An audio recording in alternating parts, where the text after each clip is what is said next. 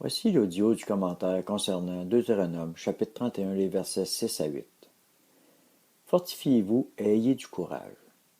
Ne craignez point et ne soyez point effrayés devant eux, car l'Éternel ton Dieu marchera lui-même avec toi, il ne te délaissera point, il ne t'abandonnera point. Moïse appela Josué et lui dit en présence de tout Israël, Fortifie-toi et prends courage, car tu entreras avec ce peuple dans le pays que l'Éternel a juré à leurs pères de leur donner, et c'est toi qui les en mettras en possession.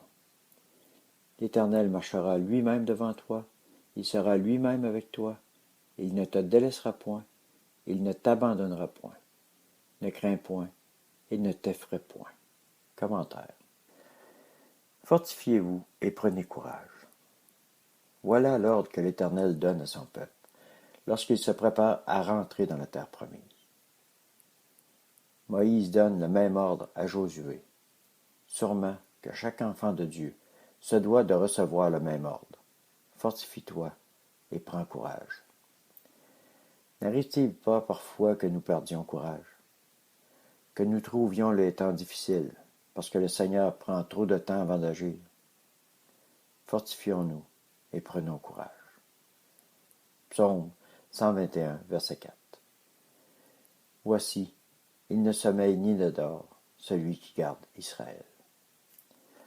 Le secours qui vient de l'Éternel n'est pas en retard. Il sait très bien quand, où, comment et pourquoi. Nous sommes trop habitués à avoir tout et tout de suite. Si cela retarde, nous perdons courage. Prenons le verset 8. L'Éternel marchera lui-même devant toi. Il sera lui-même avec toi. Il ne te délaissera point. Il ne t'abandonnera point.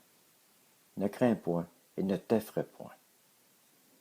Le Seigneur marche avec Josué pour la conquête du pays promis. Pourquoi? Parce que Josué est un homme qui obéit, qui aime le Seigneur et qui aime servir. Est-ce que nous obéissons toujours à la parole du Seigneur? L'aimons-nous plus que tout? Aimons-nous servir et le servir? Je crois que des fois nous avons des ratés dans l'exercice du service, car nous ne faisons pas assez confiance à notre Dieu. Sois sans crainte et ne t'épouvante pas. Que votre cœur ne se trouble pas. Et bien d'autres versets qui nous disent de faire confiance au Seigneur et que nous le verrons agir. Mais notre chair humaine résiste et ne veut pas plaire au Seigneur. Pourquoi? Romains, chapitre 8, verset 7.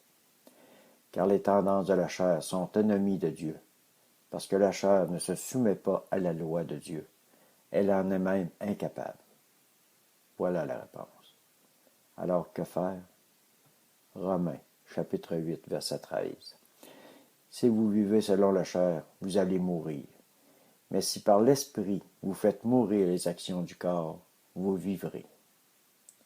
Galates, chapitre 2, verset 20. Je suis crucifié avec Christ, et ce n'est plus moi qui vis, c'est Christ qui vit en moi. Ma vie présente dans la chair, je la vis dans la foi au Fils de Dieu, qui m'a aimé et qui s'est livré lui-même pour moi. Vivre pour Christ, vivre comme Jésus, vivre en écoutant et en obéissant, vivre en vous fortifiant et en prenant courage. Soyez bénis et fortifiés au nom de Jésus.